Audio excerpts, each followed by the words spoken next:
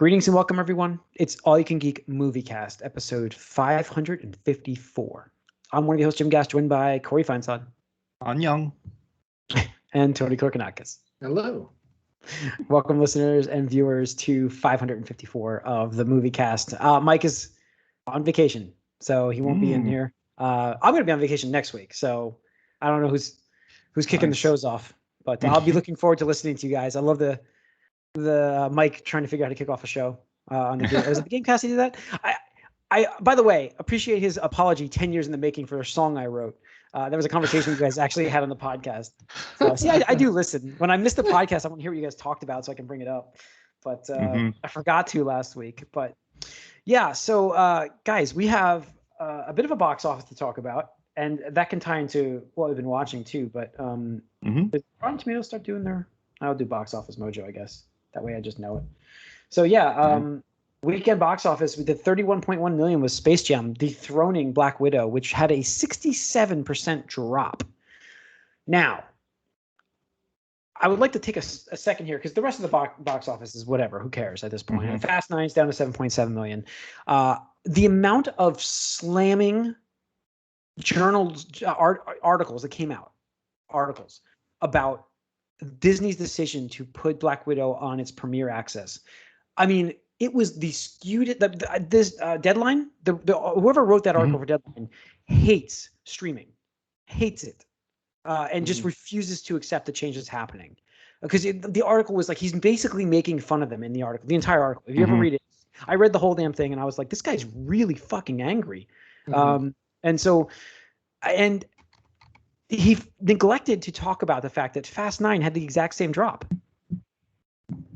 So this might be a pandemic drop. It doesn't mean that Disney Plus is what killed. I mean, most movies drop 50% or around or more, like 59, 58, 59, 60, somewhere in there usually. If you're getting to 62, usually it's pretty bad, and then 67's it's a bad drop off. But Fast 9 had the same problem. It dropped 67%. Now they blamed that on 4th of July weekend. They blamed that on that. But yeah, I'm thinking their argument is that it's got the legs. Well, yeah, 9. Space Jam. It's still in the top 5, right? So yeah. Space Jam, I think, will be a good tell to show if it drops another like 65%. I think this is the new norm for pandemic box office. I can't wait. I really hope it does. I want to see it drop that much because the amount. And then I saw more. There was not just Deadline. I'm singling out Deadline, but there was a lot of articles out there about people who actually really hated the Disney's decision. And there was a lot of them. I'm trying to think of another company that posted. Forbes, I think, had something. It was just like unbelievable. They're all just fucking stupid because here's the thing. We're still in a pandemic. Like, people like to think that we're out of it and stuff like that. But it's not, unfortunately. We're still in it.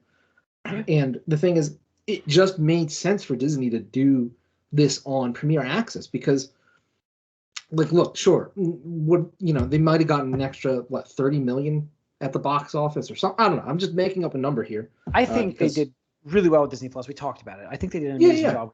But I mean, it made sense for the Disney, the company, and it made sense for consumers because here's the thing: like, there are a lot of people that, for whatever reason, still either aren't vaccinated, don't want to go out in public, like whatever reason. Like, you're giving those people an option. Like, hey, you can go to the movie theater and see it if you want to. You can also, pay and have it at home if you want to. There's a choice. And honestly, and we talked about this last year. I'm pretty sure we talked about this last year when the pandemic first started, that this would be a new future. Like the pandemic would change everything about the movie industry. And this accelerated that option. Years ago, I remember we predicted it's going to impact everything. Everyday life is going to change, and when you put like a ton of people in a small room, theaters is a confined area, like that's not ideal for these time the world we live in right now, and so it has to change, and you have to adapt to it, and the people that are resistant to that change are going to be left behind, and the people that are like looking forward and looking at options and how to grow and use this to their advantage. Like, you mentioned that Taco Bell like menu thing, right, Tony? I think was that? Yeah, it's like, just figure out how you can use this to your advantage and be able to get through it with the least amount of downside as possible, and then build on that momentum that you carry through this into when you do finally come out of it. And And yeah, like you can see with Black Widow that potentially they may have lost on the double dippers. People that went to see it in the theater now are going to get to watch it on streaming or something. But like, let's say this wasn't on streaming initially. Like Shang-Chi won't be on streaming, so it's going to be an interesting test. Yeah, that's going to be. But like let's say it wasn't there. It's like I don't see like you double dipping like you think you are. Like the people that are arguing that they lost hundreds of millions of dollars, I just think that's wrong. I think it's ridiculous. Yeah, absolutely. Like you're saying the amount of people that watch Disney Plus to watch the movie is not the same amount of people that's going out to the theater to watch. Right, exactly, and that's what they don't fucking understand. It's like what okay, let's just say the crossover. There was probably a couple. Like there's probably 20 million, 25, 30, maybe even 30 million. The crossover. Yeah. Like that's what I would say. Like maybe half of that would have gone to the theaters or something like maybe that. But maybe that's still like a really big if. I'm giving it. That's a big. Yeah, that's a big benefit. Even then, like that's hardly enough to be up and roaring. But like, really, you're gonna start pissing and moaning over 30 million? That's like, why don't we like that's such a drop in the bucket when we're talking about like Marvel movies. The nowadays it's expected that at least the big ones reach $1 billion, and even the smaller ones, the solo movies should be doing $500 million. It's just the reality we're in right now. Like it sucks, but I mean that's it. So and with social media and like Deadline and all that, it's people just fucking sucking the movie theaters chain's dicks and saying, oh well, this is what I want. This is how movies always have been, and this is how movies should be. And this is why I criticize people like fucking what's his name? He just did the Netflix special, or signed on to Netflix after being a big critic of it. Steven Spielberg? Yeah, Steven Spielberg, or God, who else? All these other fucking big name. James Cameron. James Cameron, all that shit. Like they're like, oh, movie theaters need to be in person on a big silver screen. Like all that fucking bullshit. When they're just resistant to change. They're just fucking old man yelling at cloud meme thing here. It's like, look, like the landscape has changed. Consumer spending has changed. Consumer habits have changed. And if you don't keep up with that, you're going to get buried. Like, look at fucking Netflix, how they buried Blockbuster. It's just a given here. And I'm sorry, I'm ranting. But it's all right. They just need to get over it. They just need to get over it and understand that things are different now. But people and the people that are, like, saying it was a mistake, like, think about how many people that watch this and are paying for it because they have the option to pay for it wouldn't have just waited 2 months or whatever it is for it to come back to Disney Plus for free. Yeah. So like now you're getting them to pay for the movie before, they would normally get to watch it for free. So every time you go on to Disney Plus, you see that, Black Widow, I haven't seen that yet. Like every time it's like, oh, you know what? I'm just gonna do it. It's worth it. And you're gonna get those people where, where if it wasn't available to them, potentially they would have to wait for it to come on Disney Plus for free, and then they would have it anyway. So it's not like I don't see the subscribers changing so much just for Black Widow. I don't know. That's my opinion, but I think that the difference between doing it and not doing it is not as high. Yeah, is what these people are complaining about. Yeah, and again, we're in a fucking pandemic. Like you're what, mad that people had an option to continue being safe if they felt like it? Like, no, fuck off. Fuck also, yourself. like, Godzilla versus Kong made $100 million at the box office. Yeah. And that was that's with HBO Max at the same time. Yep. So it's like, well, I mean, just to give these assholes more anger, I'm looking at the box office for yesterday's dailies. Black Widow brought in $3 million yesterday, and Space Jam didn't even rank. Mm-hmm. So that's a bad drop for also Space Jam. on HBO Max. So yes, absolutely.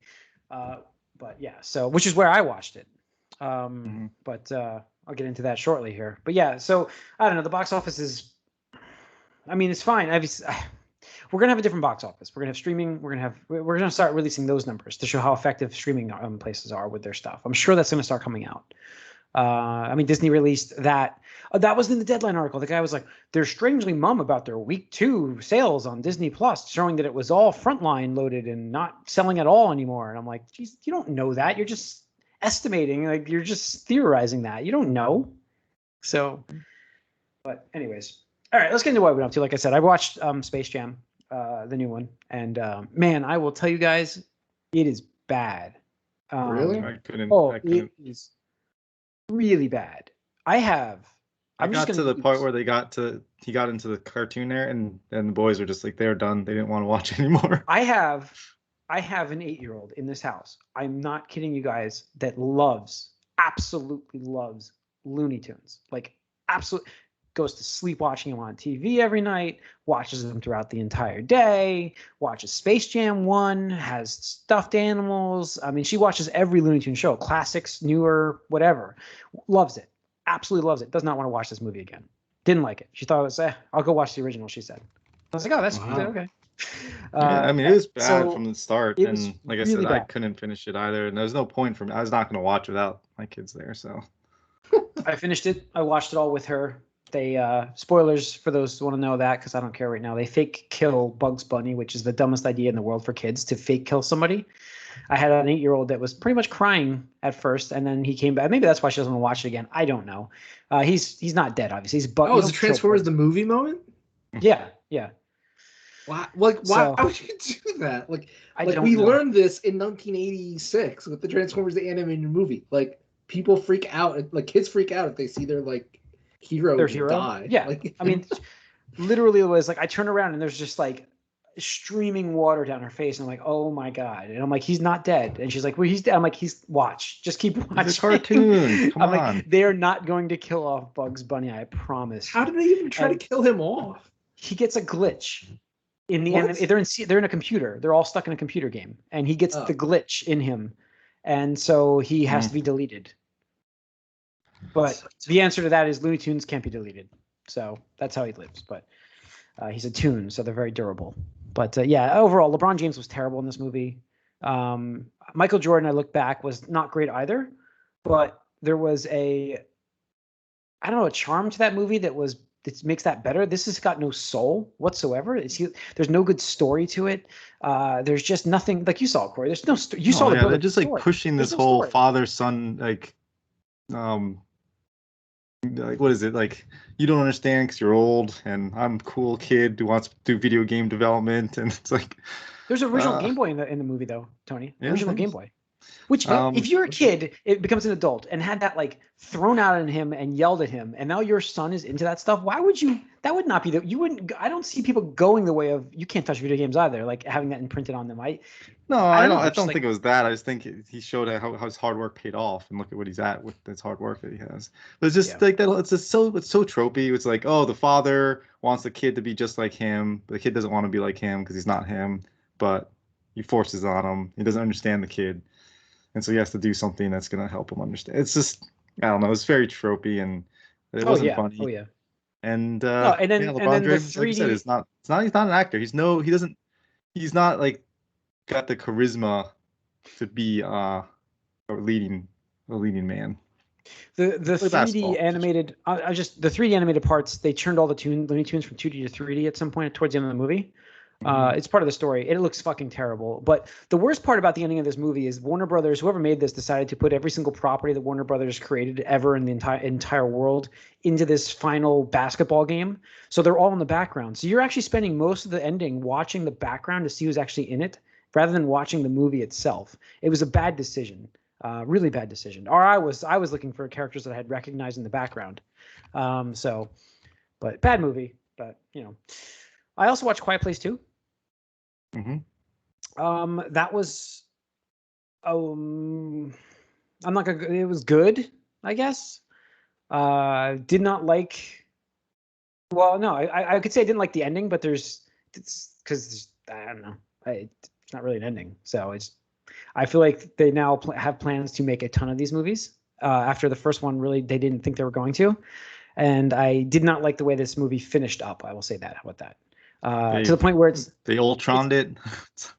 Just a stepping stone to the franchise being bigger. Stepping stone ending, and I'm like, it's not like a Jim hates the ending kind of thing where everybody dies. Corey, that's like a trope for me. Like, everybody knows that if I hate an ending of a movie, usually like everybody dies, and they never explain it. It's not that.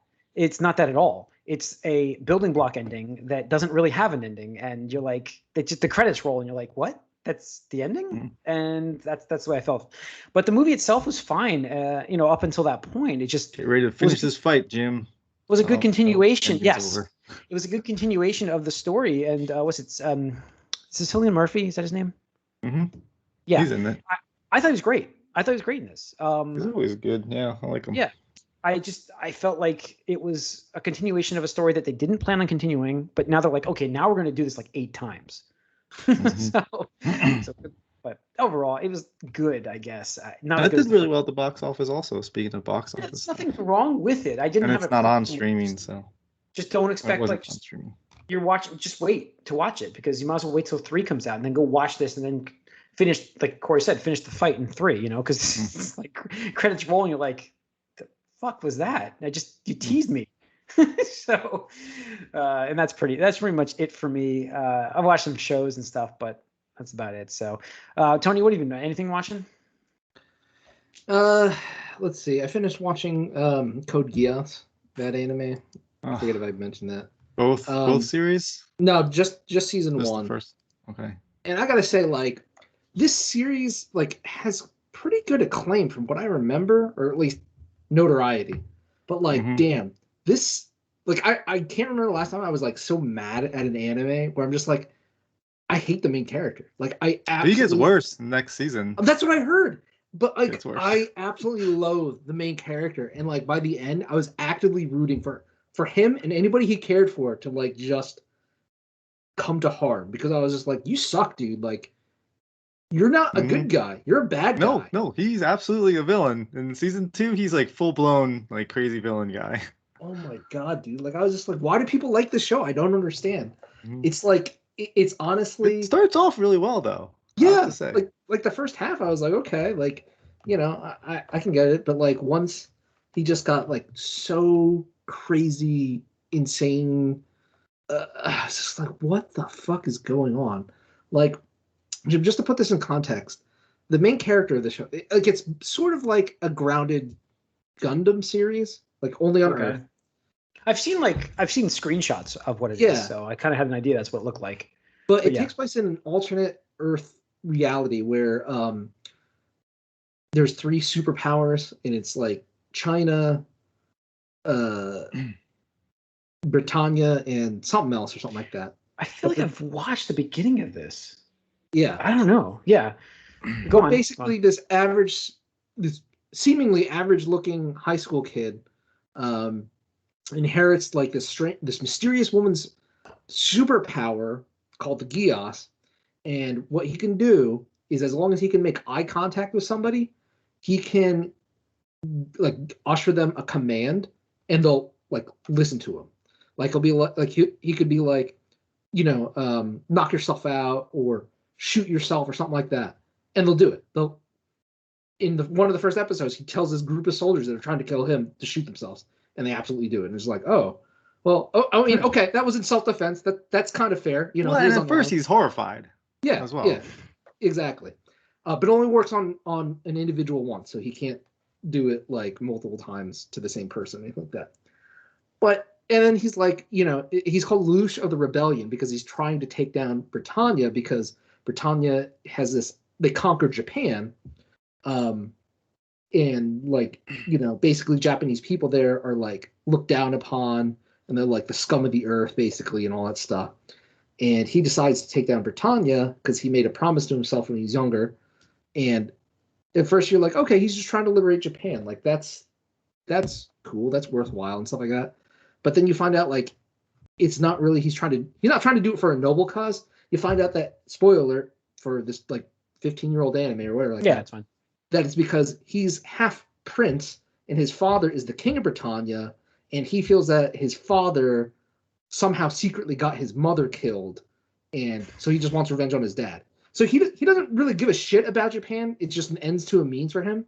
But the whole time he's propelling himself as this advocate for the world and stuff like that. And you're dude, you're bad. You're just straight up evil. You're worse than what you're trying to than the entity you're trying to fight about. So yeah, it's just, I could not believe that. I was kind of getting. Are you going on though, Tony? Are you gonna move on to season 2? I feel like I have to just like gotta finish the fight. Yeah. Well, apparently they're coming out with a new series too. Oh, really? Wow. Yeah, because I think after the second season they did 2 movies or something like that. Mm-hmm. I think it was like alternate reality or something like that, where it was like I never watched those. Yeah, but apparently the new series will follow the movie continuity because it's like a different universe. I don't know.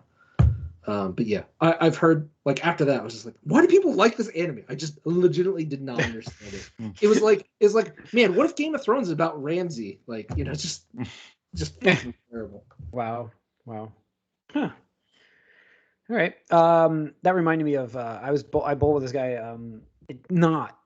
Never in my life would I assume he's an anime fan. He's an older guy. Not that his age matters, obviously, but just doesn't seem like the kind of person that would like anime. So I don't know how it came up, but he's like, hey, you ever see this show called Demon something? I'm like, Demon Slayer, and he's like, yeah. I'm like, I just like finished the drum guy, and I was telling him, he's like, oh, I watched it with my son, and he's like, I love that show. He's like, I want to go watch the movie. We were just talking about the movie today. I'm like, wow, yeah, I've heard that's really good. I was having this conversation with this guy. I'm like, holy shit, he doesn't watch any anime, but he like loves Demon Slayer.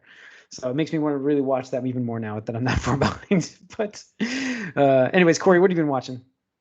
Well, obviously we had the whole spoiler cast on Loki, so you guys can listen to that. Yes. That was great, very good show. Yeah. But I did watch that Gunpowder Milkshake movie on Netflix. I heard that was bad. Is it? It's like this. It's like a guy who's like, oh man, John Wick's so cool. I want to make a John Wick movie, but I'm just gonna do it with whatever I have here. And unfortunately, it's got some pretty like cool actors in it. Like yeah, it's got Karen Gillan and Lena Headey and Annette Bening, not Bening, what's her name? Bassett or something. Yeah. I'm drawing blank on the rest of the cast, but I know Carlo, there's 2. So. Yeah, it's like Carlo something, and then we just talked about Michelle Yeoh. So yeah, it's got some really great actors that you think would be Paul Giamatti's in it, which give or take. But nice. I like Paul Giamatti. It's like it seems like this would be cool, but it's just like so low budget. The blood, it's like it looks like video game blood. Like literally, it looks like it came straight out of a computer. It does not look real at all. It looks like it's pasted on, so it doesn't look like it's coming out of people. It just looks like there it is, like it pops off the screen. Like a B horror movie? Yeah, no, worse than that, because with B horror movies, at least it's like he got real blood, like real blood, as in like real fake blood. Here it's like this digitized stuff. It's just so weird. It's like nothing fits. Like you'll shoot somebody and then blood will come, like just pop on the screen. It's just weird. I'd say there's only one really cool sequence in this movie. It's where they try to kill the main character, Karen Gillan's character, and her arms are paralyzed, so she can't control them. So it's like she gets a gun taped to her hand and like a scalpel taped to her hand, and she's like just going like this, and it's pretty funny. Like I have to say, it's a very funny scene, and it's like well choreographed and stuff. But the rest of the movie was just a big letdown, unfortunately. Oh, sorry, really quick. I did forget one thing I did watch was the Resident Evil anime on Netflix. Oh, cool. All of it? You watched it because it's a series, right? It's 4 episodes, so yeah. Oh, it's 4 episodes. It's a series. Oh, okay. Yeah, it's really good. Wasn't good. I didn't start it. I looked, I hovered on it, I clicked on it, and then it shows you like the trailer or whatever, and I was like, this looks real bad. So I was like, I'll skip it. I mean, there are parts I was kind of like, yeah. I'm gonna be renewing my Netflix this week because He-Man comes out. So I was like, well, maybe I'll do that like tomorrow, and I'll watch Resident Evil if I have time, like to breathe from work. But I really was thinking about it because I saw the ad come in, and I'm like, I forgot that was coming out. But I'm disappointed to hear that. Yeah, isn't it focus on Leon?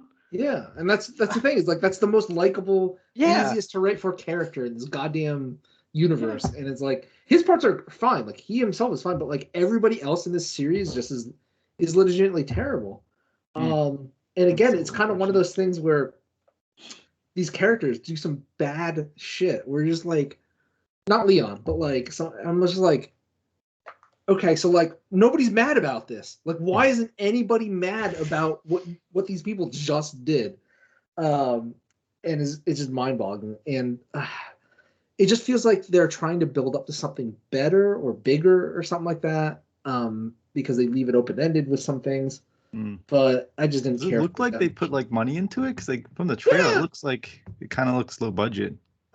Some of it does, and some of it doesn't. I mean, they had done. I can't remember the names of these fucking things anymore. It's just Resident Evil, Revelations, or Nightmare, or whatever the hell they're called. I'm just like, I can't keep track of this shit anymore. Yeah. So it's a continuation of that anime, and I'm sure it's done probably by the same team or something like that. Oh, gotcha. It's not the worst looking. Like, there's definitely worse looking 3D animated stuff on Netflix, but I wouldn't call it like great either. So it was just Dragon's Dogma's shit. That looks terrible, so. So if you Capcom's not doing so well. Yeah, if you like Resident Evil, I'm sure you'll find some things to enjoy about it. Like, I'm not unhappy I watched it, but I'm just like, it had so much more potential and stuff like that. Yeah. I'm excited. The last thing I do want to mention, it's not a movie or show, but I've been going through this new series called He Who Fights with Monsters. It's a book. I finished the book too.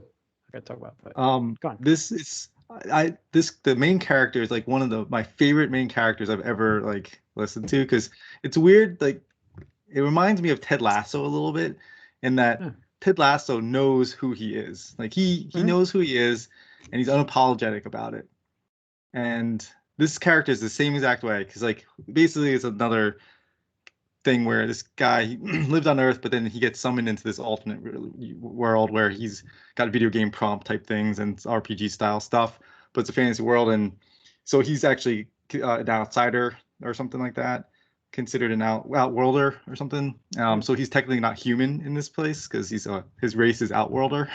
But he's like, this is a second chance. I'm gonna be the person I want to be, and I'm not gonna be apologetic about it at all. And it's just such like a refreshing take on a character, and just him being himself, and like just like not giving a shit about if people like him or don't like him. He's just gonna do what he wants, and it was like so cool to like just follow a character that is so just he just knows who he is, really. And I was like, wow, this is like really refreshing, and it was just a very, very much a pleasure to get through. So I recommend it. You Fight with Monsters. It's very video game oriented, but it's a fun story so far.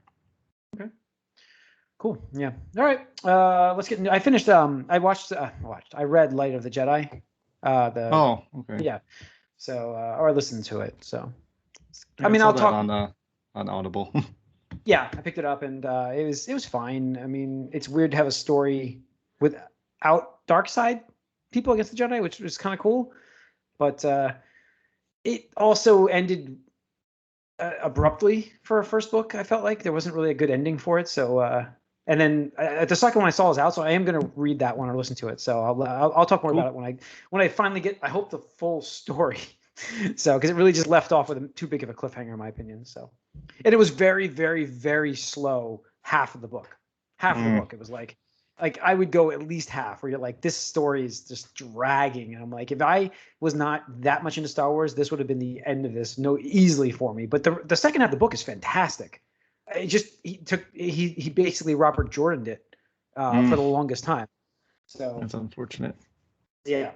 All right, guys, let's get into some news. We talked about Loki a little bit. We had a spoiler cast for today, so listen to that. But Loki got renewed for a season 2, which is awesome news. Bad news is, though, the director, who obviously we thought did a good job. I think all three of us had pretty good things to say about that in our spoiler cast. Kate Herron is not coming back to season 2. So not that I think it was more about the fact that they kind of renewed this late to decide to do a season 2, I believe. And it was kind of, she's moved on to a new stuff. So good news, though. It's got season 2. Deserves it. It's something I'm looking forward to. I mean, like I said, I think we all liked it, right, Tony? Good series, right? Yeah. Mm-hmm. So definitely. And it leads, I mean, it leaves you with questions that you'd want answered in a second season instead of in the movies. Yeah. Bad news for me. I think I talked about this like 2 weeks ago. I watched Willow the movie. I talked about it in the podcast. Mm-hmm. The series I mentioned back then too, wondering what was going on with it. Well, the director just left. because apparently it's taking so long to get going that he had to go work on something for Apple TV Plus. So he just left the project. Not that it was a creative difference, at least. It wasn't creative difference, except there's just, I don't know if there's anything ready, like creative different wise, because it's just like they're still writing it looks like. It's that early. Let's see. We did the box office already for that. Oh, the Flash photos. Matt sent me these actually on Messenger. My brother actually. I was hoping Mike would be on here and I post this, but so the Flash movie that they're filming right now has set photos leaked that show the original Batcave, Michael Keaton, Tim Burton style Batcave, and the original Batmobile, which again, that is my favorite Batmobile. I think that like the original Batmobile, and it's so cool to see this. 89 Bat. You're talking 89 about. Batman, yeah, and that's my favorite Batman vehicle. So yeah, Batman that series picture is my or whatever, Batman. that tweet or whatever got taken down. I think I clicked on your link and it was gone. So. It was. I mean, it's exactly what you picture. It's the exact. They've replicated the whole movie, and it got leaked, obviously. So it's cool to see that. What else we have here? HBO's series for The Last of Us. Each episode exceeds 5 figures. We found this out because the city that they're filming in was talking about 5 figures? 8 figures. Jesus. Did I say 8? 8 figures. I was going to say 5 figures. I said 5? To be 5 That's figures. cheap. Yeah. No, 8 figures. 8. Sorry, 8. Yeah. Okay. Yeah. So in the millions. Millions of dollars. Yeah. In the millions of dollars, and they're filming in the town, and that's what they were talking. The town was talking about how much of an economy boost it's been to have this show being filmed there, and yeah, it's gonna be a high budget, which I think Game of Thrones was up that high, wasn't it? Really, they just had to space out that budget across different episodes with the dragons. But probably, I'd imagine, yeah. Yeah, so interesting. I'm still shocked we're getting this, but yeah. Nobody's got original ideas, man. Pedro Pascal, though, I like him, so it's not the Joel I envision, obviously, from the game, but I like him, so I'd like to see what he. This is cool though because we will also get a new kind of Joel. I feel like we'll get a little bit different Joel, a variant, if you will. So. And then lastly, you put this in here? Oh, this is gaming, really. Netflix. I put it both places, so yeah. Netflix gaming. We're gonna talk about this in the Gamecast though, but the Netflix gaming will be mostly mobile focused for those wondering. Netflix subscriptions, and if you are subscribed to Netflix, it's included. For those wondering right now that are movie subscribers right now into Netflix, if you have a subscription, I believe this will be a tier-based subscription. I don't think it's available to those who are paying $10 a month. I believe this will be like a $17.99 one, I believe, but probably, they didn't say that part. It'd be a little bump. That part. Yeah, they didn't say the part of which subscription level will get this gaming. They just said it will be part of the subscription. So, but it's mobile anyways. Does anybody really care? I'm sorry. At least a lot of people, I think. There's like a lot more mobile gamers out there than you think. No, I'm not like. It's not going after like. It's not going to go after the cloud game. Access to that stuff. Yeah. So. And that's pretty much it for the news. So yeah, that's gonna wrap up this episode. You can write us allyoucangeek@gmail.com. Follow us on Twitter, like us on Facebook. If you're watching this on YouTube, please hit that subscribe button. We really appreciate it. Hit the like button and leave us a comment. We can talk about it on the show. I love to read those comments there, guys. And as long as it's not the spam, we get like ridiculous spam. Sorry, those if you see those shit. I try to delete them as I go through, but it's YouTube, unfortunately. So. It's going to wrap it up, guys. We'll see you next week.